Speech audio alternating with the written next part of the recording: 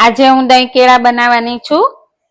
એમાં મોળું દહીં, પછી કેળા અને ખાંગડા સાકરનો ગ્રાઇન્ડ કરીને ભૂકો કરીને ચાળી લીધો છે, અને આ છે એલચીનો ભૂકો। અને દહીં કેળા ફરાળમાં પણ ખાઈ શકાય ને કેળાના આવા નાના નાના વચ્ચે 2 ચીર કરી નાખવાની અને પછી આવી રીતે સમારી લેવાના।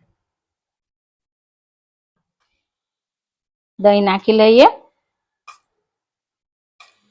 દહીં ઠંડુ, ખાંડ ઠંડી, ખાંગડા સાકર ને કેળા, તો જેને ઠંડીનો ભાગ અને શરદીનો ભાગ રહેતો હોય એના માટે આ નથી। જેને ગળામાં ચાંદા પડતા હોય અને શરીરની ગરમી રહેતી હોય એના માટે તો સારું જ છે, પણ બધાને જ માફક આવે એવું નથી। આ જેને માફક આવે એને જ ખાવાનું।